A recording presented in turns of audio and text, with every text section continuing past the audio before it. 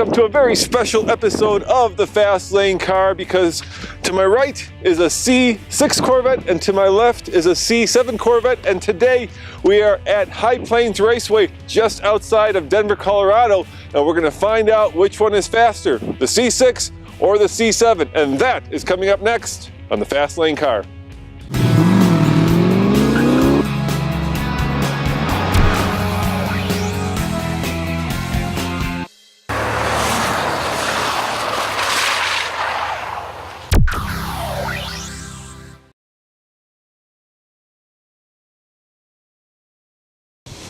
Now, to be fair, this is going to be a very interesting comparison indeed, because the C6 Corvette to my right is race prepped. In other words, it's got race headers, it's got race suspension, it's got all the go fast bits that make this a very fast race car. The C7 to my left, that is bone stock except for race tires. So, which one do you think will be faster? Which one is your money on?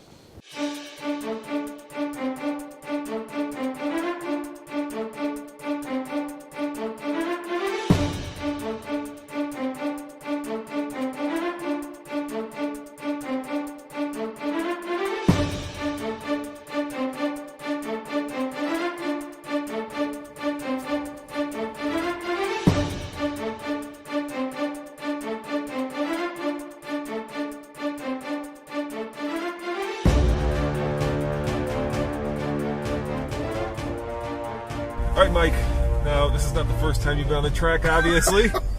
Give me a little bit of your background. You've been not only teaching race car driving, teaching safety driving, but you're also a race car driver. So kind of tell me what you've done in your professional career. Well, I guess what I'm best known for is winning more divisional national championships than anyone else in SCCA history. I've won 35 of them, and that's a lot. I don't care where you are.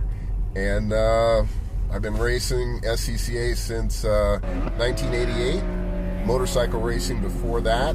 Did pretty well at motorcycle racing, and we started the company Go For It about 29 years ago because I wasn't satisfied with the level of excellence of some of the other schools, and I thought I could do a better job.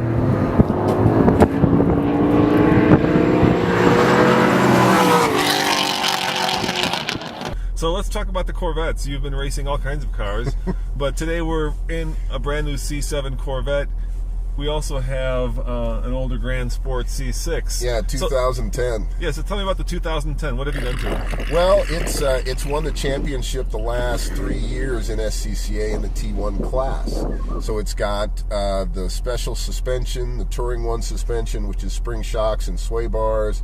It's got Penske triple adjustables. I mean, it's really the perfect car. I mean, there's really nothing else we could legally do to that car in the T1 class.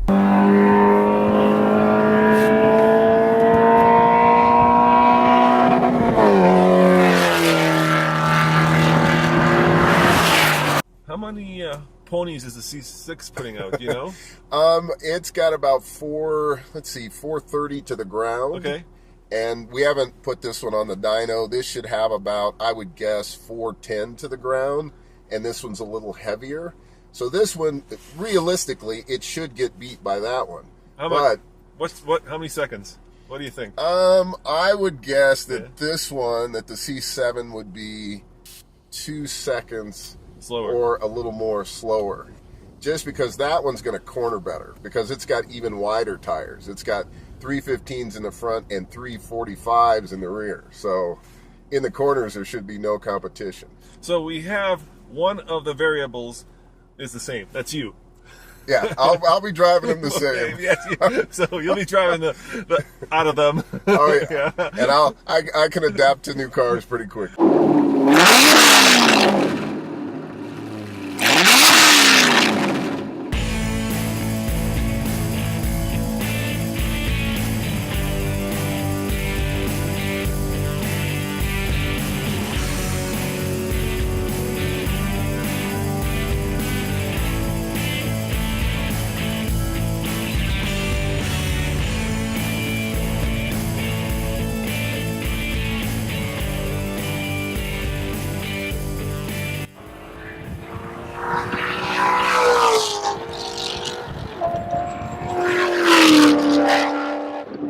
kind of through the first C6 lap. How does that feel?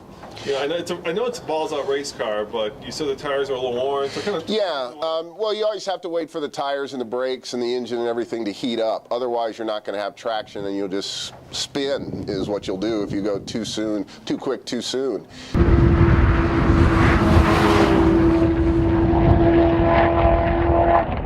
So, you know, you're always testing the traction. You'll go into a corner and the car won't turn in because the tires are cold. Then you'll get on the power of the rear and it'll start to come around. Well, the tires are cold. So next lap, do the same thing, get a little bit better grip. Now the tires are coming in, and then finally you throw it in, everything grips. Now the car is ready. Turn up the driver all the way, and away we go.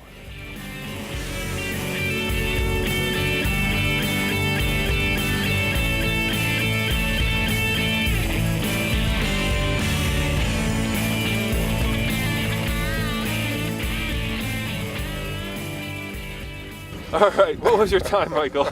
You have a big smile on your face. Yeah, That's good. it's always fun. Yeah. My best time was a 156.74, I think. That's pretty damn fast. I thought it was pretty fast for, you know, cold track, not perfectly new tires. You know, the car felt really good. I mean, it's really predictable, and this is like an old house shoe, you know. I've driven this car so many times and won so many races with it. It's just a fabulous car. Oh, look at it.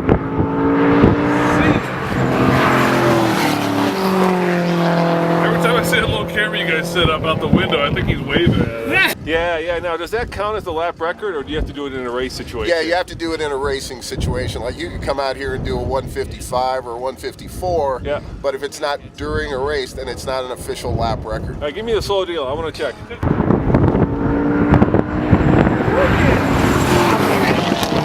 I think that's what it said. All right, your fourth lap was 159.04. Okay. The one after that was 157.35. And that's when I caught fire. Yeah, and then you went 156.74. There we go, buddy. Oh, that's pretty good. All right, jump in the C7. Right. Let's see if we can We'll do better. see. Yeah, go for it.